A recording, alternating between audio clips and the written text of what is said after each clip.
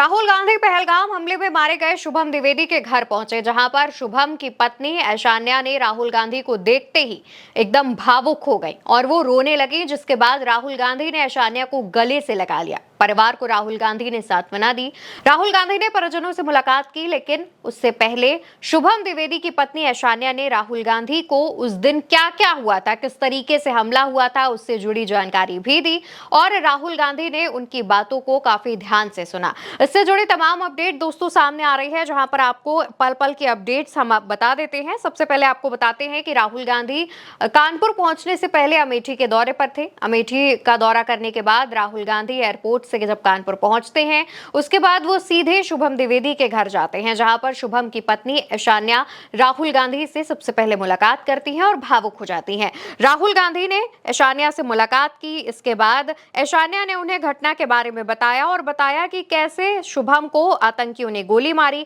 ऐशान्या ने यह भी बताया कि हर जगह सुरक्षा व्यवस्था थी, लेकिन पहलगाम में कोई भी सिक्योरिटी नहीं थी। वहीं इसके बाद राहुल गांधी ने जब परिजनों से बातचीत शुरू की, तो शुभम के पिता संजय द्विवेदी ने राहुल गांधी से एक रिक्वेस्ट भी की, जहां पर उन्होंने ये कहा कि आप इस देश के बड़े नेता हैं, तो राहुल गांधी को शहीद का दर्जा दिलवाइए। हालांकि शुभम द्विवेदी के पिता संजय द्विवेदी ने यह भी कहा कि बेटे का सिर ऐशान्या के ऊपर गिरा था, जिसके बाद ये जो हादसा है वो ऐशान्या भूल नहीं पा रही है और उन्होंने राहुल गांधी से तमाम जो जानकारियां हैं वो भी साझा की। इसके अलावा आपको ये भी बता दें कि राहुल गांधी जब शुभम द्विवेदी के घर पहुंचे हुए थे और तमाम इस हमले से जुड़ी जानकारियां उनकी पत्नी ऐशान्या से ले रहे थे, परिजनों से बातचीत कर रहे थे, उस दौरान राहुल गांधी ने भी अपनी बात कही, अपना एक किस्सा बताया, जिसमें राहुल गांधी ने कहा कि मैंने 2 बार ऐसा दर्द झेला है। मेरी दादी भी आतंकवाद की भेंट चढ़ी थी और मेरे पिता भी चले गए। शुभम को शहीद का दर्जा मिले, इसके लिए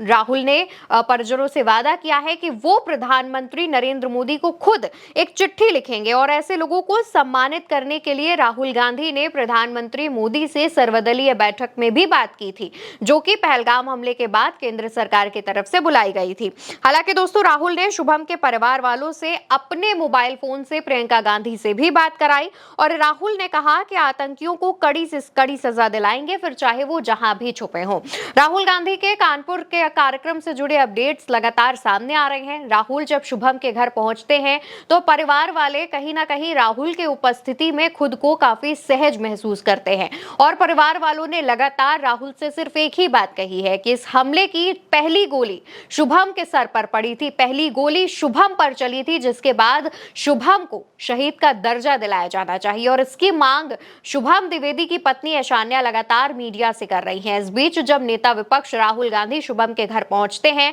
तो यही मांग ऐशान्या राहुल गांधी के सामने रखती हैं। परिवार वाले भी लगातार यही मांग कर रहे हैं कि शुभम को शहीद का दर्जा दिया जाना चाहिए, जिसके बाद राहुल ने खुद ये वादा किया है कि वो प्रधानमंत्री नरेंद्र मोदी को एक लेटर लिखेंगे और उसमें शुभम को शहीद का दर्जा दिलाए जाने की मांग करेंगे। हालांकि दोस्तों, राहुल गांधी जब शुभम द्विवेदी के घर पहुंचे, तो उन्होंने प्रियंका से भी पूरे परिवार की बात फोन पर कराई और प्रियंका ने भी परिवार वालों को ये विश्वास दिलाया कि वो भी